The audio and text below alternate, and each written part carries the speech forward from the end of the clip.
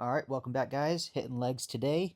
We're starting out with calves. We're doing 3 sets of seated single leg calf raises, really focusing on the squeeze at the top and the stretch at the bottom, pausing for about a second. Then we're moving on to calves on the leg press, 3 sets here as well.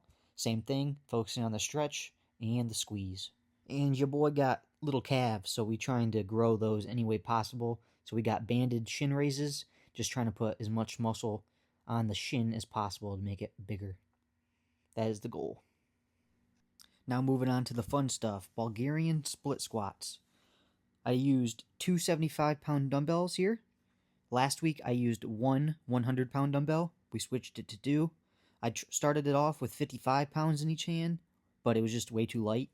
I think just using one dumbbell, you got to use more stabilizer muscles, and it's just harder. But 2 dumbbells, we did 75 pounds, and we failed at 12 reps. And here I'm focusing on keeping my chest upright, hitting more quads. If you lean more forward, you hit more glute and hamstring. And this is when it starts to get hard, starting to contemplate my life. And hit failure right there. Now we're switching over to the other leg. Same thing. Goal is to hit 12 reps. Keeping my chest up, more upright, focusing on hitting the quads.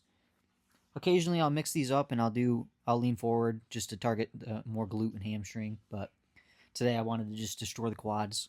I'm also really focused on quality reps here. I'm not trying to horse cock the weight around, doing slow, controlled reps, focusing on form.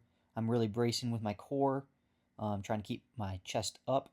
You can tell as I almost hit failure, I start to lean forward a little bit more. I'm going to work on that next week and try to keep more straight up.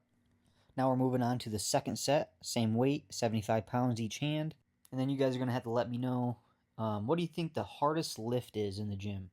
For me, I would have to say split squats. I would say squats are pretty close. Like a hard set of back squats, I mean, that's pretty hard, but split squats just do something different to you. You get done and you just feel like you're dead. And we're close to failure right now. We're about to hit 10 reps. We failed at 10 reps on my second set. Now we're switching over to the other leg. I'm trying to match it, doing 10 reps. And this is where you just gotta dig deep, man, because your legs are already hurting from the first couple sets, and you gotta want it. Next week we will be going up in weight.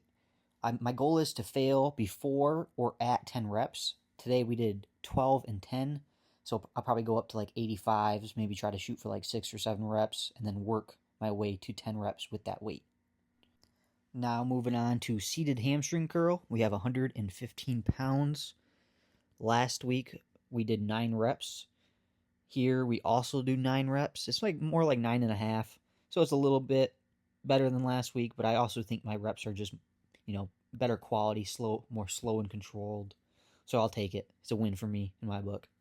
Progressive overload doesn't mean you need to do more reps every time. It could also just be a better quality set, more time under tension, things like that. So I wouldn't get too down on yourself if you don't hit more reps.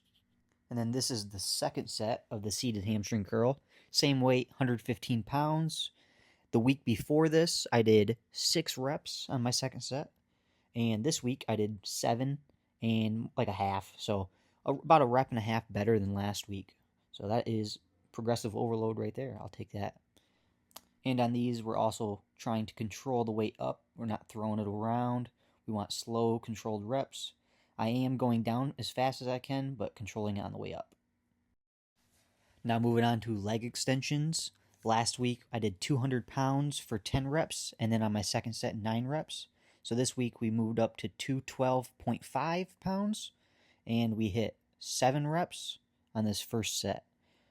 It's like 7, and I think I did like a quarter rep, but 7 full reps. All right, here we start the second set of leg extensions. I did the same weight, 212.5, and I did 6 reps to failure, 6 full reps. And if you're curious, I am taking quite a bit of time between my sets. Since I'm focusing on progressive overload, I want to be fully recovered for my next set. So I usually wait about 2-3 minutes. Kind of depends on the lift itself. Now we're moving on to good girls, really working that inner thigh. Makes your leg a lot thicker from the front. The previous week, I did 50 pounds for 12 reps.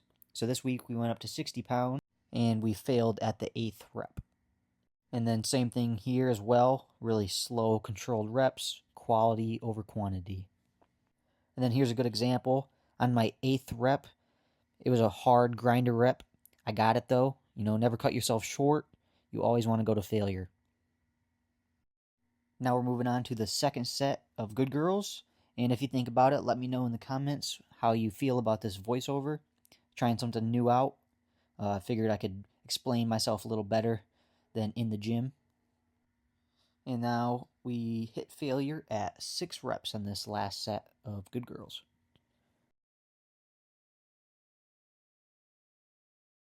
And then moving on to Bad Girls, we did last week 50 pounds for 10 reps on the first set, and then 50 pounds for 8 reps on the second set.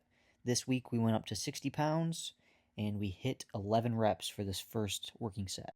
And that just shows you if you do something more, you're going to get better at it. Like the week before, I did less weight for less reps, and this week I went up a whole 10 pounds and did more reps.